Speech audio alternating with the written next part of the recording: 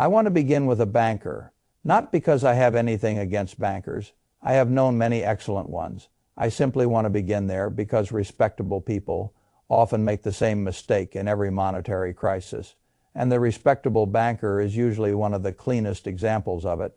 He follows the rules. He trusts the system. He saves in the approved instruments. He does what prudent society told him to do, and then one day he wakes up and discovers that prudence, when tied too tightly to a dying currency, can become a slower form of suicide. A man can do everything the respectable way and still be ruined if the unit measuring his savings stops meaning what it used to mean. That is one of the oldest lessons in finance. It is also one of the least learned. People talk about inflation as if it were mostly an inconvenience. Groceries rise, insurance rises, rent rises, we sigh, complain, and adjust. That is the mild form. But there is a more violent form of the same disease, and history has shown it often enough that only arrogance allows people to call it impossible. A currency can keep its name while losing its usefulness. The bills still exist. The bank statements still arrive. The pension balance still shows a number. The bonds still say they will pay. And yet the life those numbers were supposed to buy begins disappearing in front of the owner while the paperwork remains strangely polite. That is what monetary failure looks like from the inside. It is not always dramatic at first. It is humiliating, quietly humiliating. A man who believed he was secure discovers that he was not holding wealth. He was holding a claim on a measuring stick that was being broken faster than he could respond. I have spent most of my life thinking about capital in productive terms. I like businesses. I like cash flows. I like economic moats. I like return on capital. I like systems that create value without needing daily prayer. But I have also lived long enough to know that no serious student of money should ignore the deeper historical pattern that sits underneath all markets. Currencies come and go. Governments promise stability and then discover appetite. Debt accumulates. Printing becomes easier than discipline. And whenever that happens, the same ruthless separation appears. Some assets survive. Some do not. It is not luck. It is not magic. It is not a conspiracy. It is structure. That is what I want to talk about. Not because I expect everybody listening to live through a textbook hyperinflation next Tuesday, because the world has a habit of moving from impossible to obvious without asking our permission first. The people who preserve wealth best are not usually the ones who predict the exact year of trouble. They are the ones who understand what kind of things continue to matter when the currency itself begins to fail as a store of value. I learned this lesson gradually, and in truth, I learned it more from human nature than from theory. When I was younger, it was easy to imagine that intelligence would win every contest. The finer language, the cleaner theory of finance, the more socially approved savings plan, surely he would be the one standing strongest when pressure arrived. History is far less sentimental than that. History does not ask who sounded wise. It asks what could still be traded for something real. That is why in almost every major currency crisis you find the same cruel contrast. The educated urban saver with fixed claims on paper ends up weaker than the owner of some blunt, tangible, productive thing the world still needs. The pattern humiliates modern vanity. A man who owns grain can become wealthier than a man who owns bonds. A mechanic can out. Earn a professor. A family with land can outlast a family with a perfect pension statement. A woman who holds gold quietly can keep more purchasing power than a man who did everything his advisor called conservative. This is not because civilization becomes irrational in a crisis. It is because civilization becomes brutally honest. When money is dying, the market starts asking a simpler question: what still matters if the unit itself cannot be trusted? That is the question beneath everything that follows. And if you answer it honestly, 6 broad categories appear again and again across history. Their names may vary slightly from era to era. Their legal wrappers may change. The surrounding technology may change. Their essence does not. The first is productive land. Not land as a fashionable status symbol, not speculative acreage bought because someone promised a subdivision, not a spreadsheet entry admired by people who like saying the word real assets.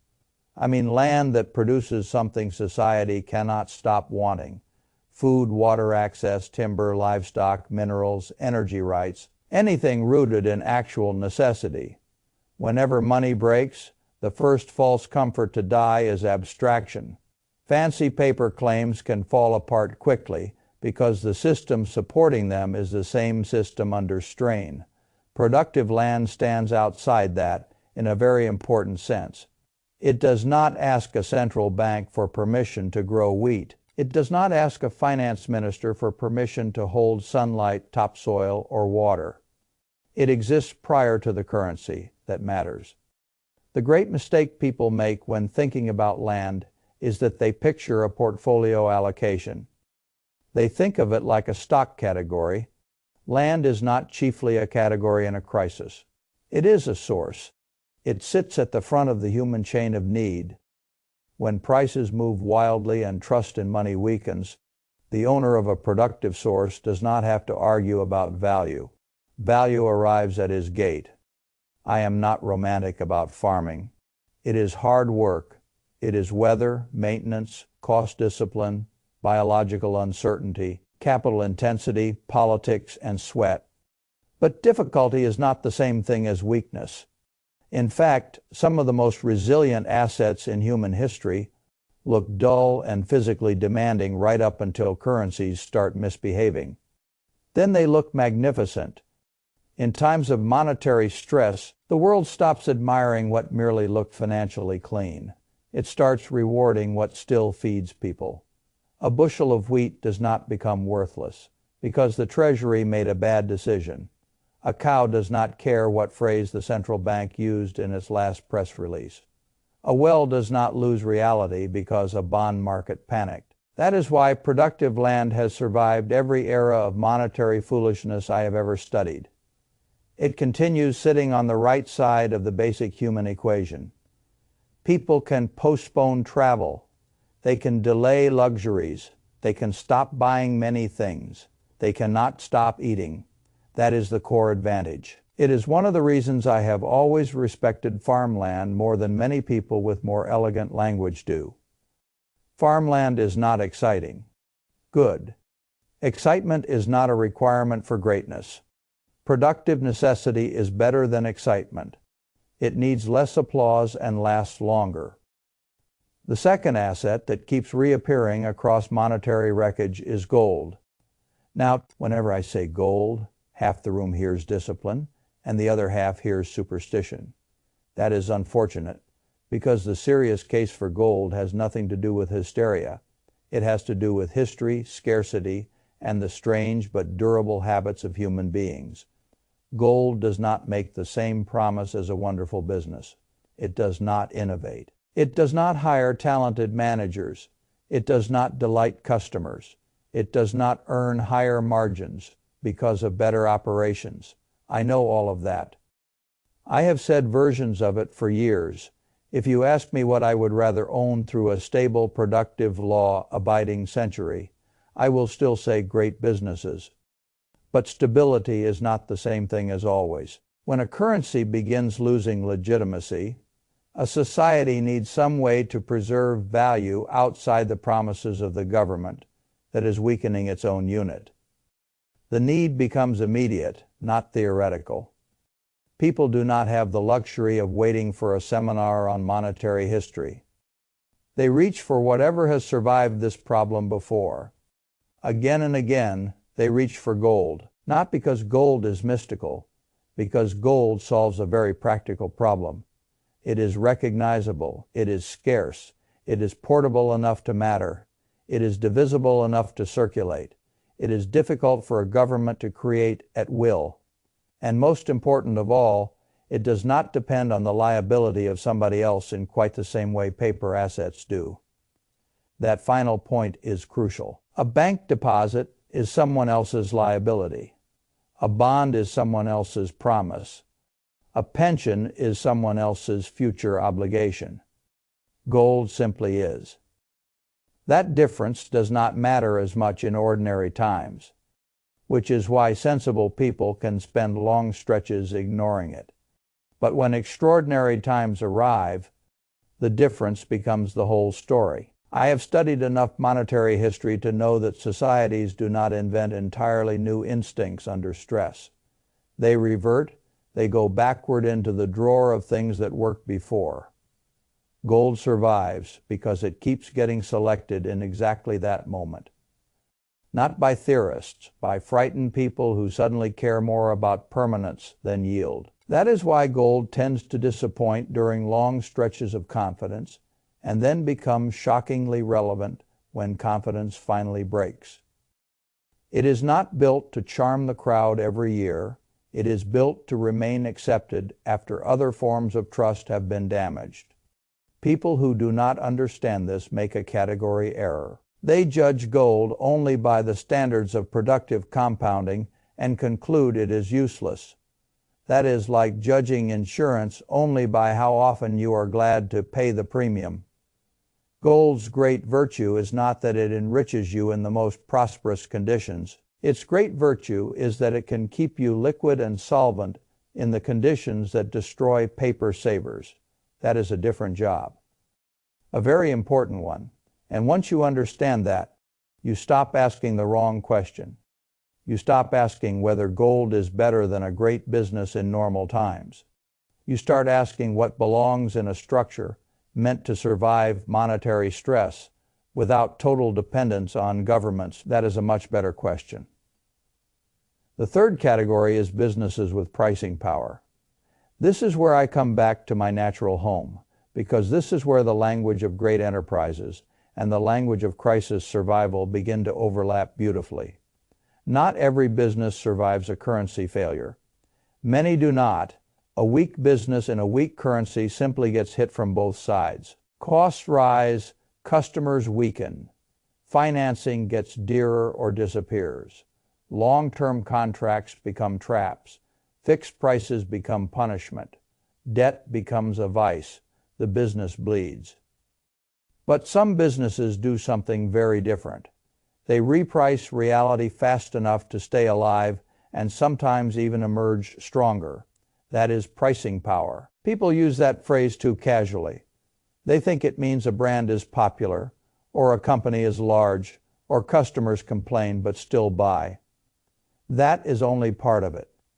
True pricing power means the enterprise can pass rising costs through to the customer without destroying demand in a way that permanently harms the business. And in a currency crisis, that ability can mean the difference between survival and disintegration.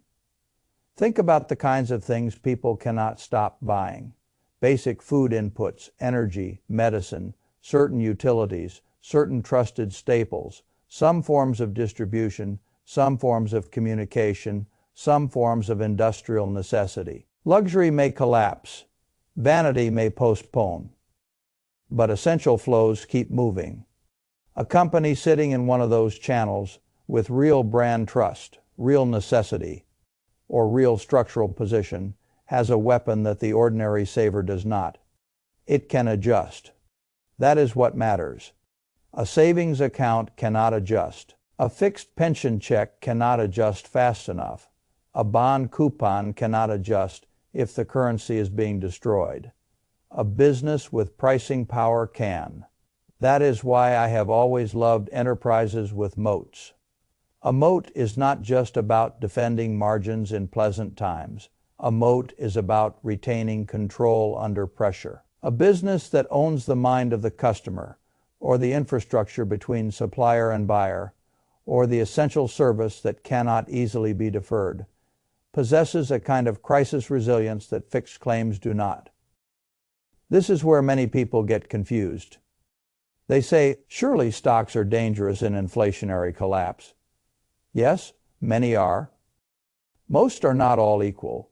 An index of weak, rate-sensitive, overvalued, undifferentiated companies can be very fragile. A handful of enterprises that own critical functions and can raise prices repeatedly may behave very differently. The distinction is not stock versus not stock. The distinction is fragile claim versus adaptive economics. I have often found that people who dismiss all businesses in monetary stress are making the opposite mistake of those who trust every paper claim. They are being blunt where history is actually selective. The world still needs producers. It still needs distributors. It still needs power, medicine, fuel, certain foods, certain inputs, and certain trusted brands. The businesses providing those things do not automatically die because the money is sick. Some of them inherit the ability to defend themselves better than wage earners and paper savers ever can. That is worth understanding deeply. The fourth category is foreign currency exposure, or more broadly, claims denominated outside the failing unit. This is one of the clearest dividing lines between households that get trapped inside a domestic crisis and households that preserve optionality across borders. A currency does not fail only as an abstract macro event. It fails as a household experience. It fails in the grocery store, the utility bill, the rent, the doctor visit, the tuition invoice, the cost of replacing something important. If all of your purchasing power exists inside the failing unit, then your economic life remains fully trapped inside the same burning room. That is the danger. Now, I am not saying every family should live like an international tax structure. I am not interested in fantasy or theatrics, but I am saying something plain.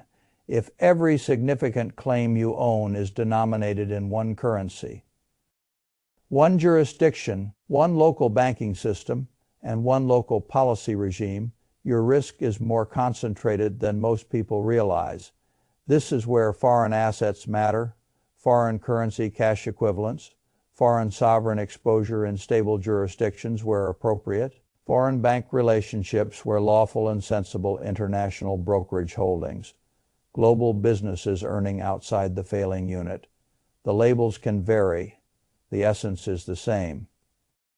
You are creating distance between your life and the full force of a single monetary failure. That distance can save a household. The wealthy have understood this for a very long time. They do not always speak about it openly because it sounds abstract and strategic, while most households are still arguing about monthly budgets and car payments. But a family with part of its liquidity or asset base connected to a stronger external unit watches a domestic currency failure very differently from a family with all its savings trapped locally. That is not ideology, it is a structural fact. Again, this is not about prediction. A person does not need to announce the collapse date in order to appreciate the value of some lawful international diversification. He simply has to accept an old truth. Governments under pressure do what pressured institutions usually do. They reach inward first. They look for trapped capital first. They prefer those who cannot easily leave. That is why capital controls appear in history. Authorities do not build fences around a garden unless people are already trying to run out. A wise household thinks about that before the gate becomes relevant. The fifth category is real estate, but only if we speak about it honestly. People love to treat real estate as a simple inflation hedge. That is too casual. Some real estate is wonderful. Some is garbage with a roof. Some is over-leveraged hope. Some is a true life-preserving asset. They do not all deserve the same sentence. The reason good real estate survives monetary failure is not that a number on a screen rises. It survives because a structure with utility keeps existing after the currency has been humiliated. People still need shelter. Businesses still need places to operate. Storage still matters. Certain locations still matter. Replacement cost rises, construction inputs rise, land remains land, walls remain walls, roofs remain roofs. That physical continuity matters. The person who owned only cash in the bank discovers that the cash belonged to a dying language. The person who owned a building discovers that the currency changed, but the usefulness did not. Now, I am not telling you that all property is wise. A heavily leveraged luxury condo in a weak demographic zone is not the same thing as a simple, productive, well-located dwelling or a useful piece of income property. Speculation is still speculation even when wrapped in bricks. But again, the distinction is not between categories alone. It is between forms of usefulness. A good property anchors utility. That is its power.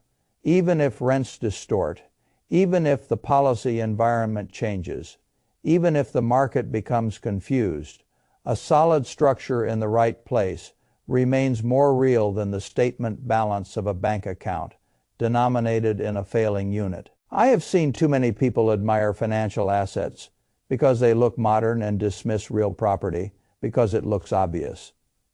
Then trouble arrives, and the obvious thing endures, while the modern thing demands reinterpretation, restructuring, or rescue. There is a lesson in that. The sixth category, and in some ways the most underappreciated of all, is essential skill. This one is especially important because it belongs to almost everyone in potential, and to surprisingly few in practice. Every monetary crisis humbles the passive. It punishes those whose position depends entirely on fixed claims, fixed salaries, fixed rules, and fixed assumptions. But it also reveals the immense value of people who can still do something useful in real time. A good mechanic, a good electrician, a good nurse, a good doctor, a good engineer, a good carpenter, a good operator, a good farmer, a person who repairs, diagnoses, builds, restores, or solves something urgent. That person is holding a strange kind of crisis asset, not a paper claim. A negotiable usefulness. This is one reason I think the world understates the value of skill in discussions of financial security. People love discussing portfolios because portfolios feel like the official language of wealth. Fine. But if money itself becomes unreliable, what society rediscovers in a hurry is direct utility. The person who can solve an expensive problem in real time becomes economically powerful, in a way a passive bondholder does not. That is not romantic. It is practical. Skills survive because they are embodied and transferable. They are harder to debase, they are harder to freeze. They are harder to legislate out of usefulness overnight. A weak government can destroy purchasing power. It has a harder time destroying the value of a capable person who can still fix pipes, install wiring, deliver medicine, diagnose a failure, or keep a machine running. This is why I have always admired useful competence, not the performance of knowing the reality of doing. Skills also have an advantage that should not be missed. They require no large account to begin mattering. A man can lose half his paper wealth and still remain economically alive if his skill is genuinely scarce and useful. Another man can retain his bank statement and still become functionally impoverished if the purchasing power behind the statement is collapsing while he has no practical leverage in the real economy. So when I say 6 categories survive, I do not mean they all survive in identical ways. Productive land survives by feeding need. Gold survives by replacing trust. Pricing power businesses survive by adapting. Foreign claims survive by escaping the unit. Real estate survives by remaining useful. Skills survive by remaining necessary. Put differently, each category survives because it sits outside the weakest part of the failing monetary chain. That is the whole pattern. Once you see it, it becomes hard not to notice something else. The things society usually calls safest are often the first to get hurt. Savings accounts, government bonds, pensions, fixed annuities, long-dated claims, anything that promises certainty in nominal terms, while depending on the integrity of a weakening unit. This is one of the cruelest facts in financial history.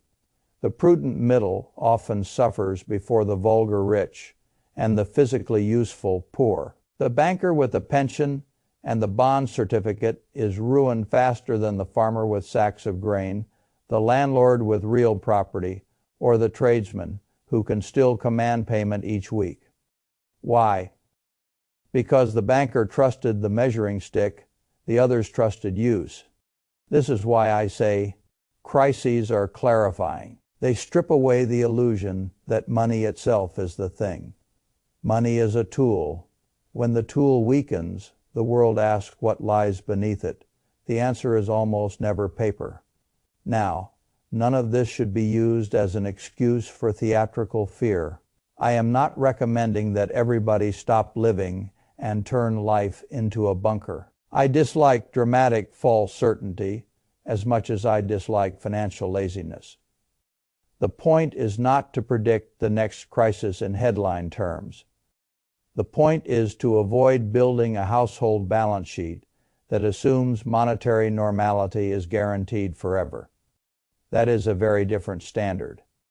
If all your wealth is one local bank, one pension promise, one domestic fixed income ladder, and a hope that the unit remains politically protected forever, you are making a much bigger bet than you probably realize. A wiser person builds layers, some productive ownership, some liquidity, some real assets, some global diversification, some practical skill, some true crisis insurance. The exact mix depends on age, country, obligations, temperament, and knowledge. I am not interested in one-size-fits-all slogans. I am interested in one permanent principle: own things that still matter when the currency begins lying. That is the principle. The dollar has not collapsed in the textbook sense, and I am not here to claim exact timing on anything, but the long erosion of purchasing power is not fiction. The century-long degradation is real. The fact that nearly every fiat currency in history has been weakened dramatically, replaced, devalued, or broken is real. Human beings act as if their own era has been excused from a pattern that has already swallowed empires, republics, monarchies, democracies, and every other form of confident political organization. That is vanity. I prefer history. History says this: when money weakens badly, wealth does not disappear. It moves. It leaves fixed nominal claims and migrates toward the things that remain useful, scarce, productive, and difficult to print. That is what every serious person should understand. If you know that, then you also know how foolish it is to treat the whole subject as ancient drama with no modern relevance. The names change, the legal wrappers change. The policy language becomes more elegant. The central bank gets more degrees. The ministry gets better graphs. None of that alters the basic human pattern. When the state chooses the unit over the saver is punished unless he owns what stands apart from the unit. This is why I have never liked all, or nothing thinking.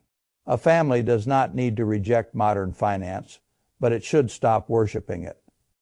The modern financial system is a useful servant. It is a poor God. Use bank accounts, fine.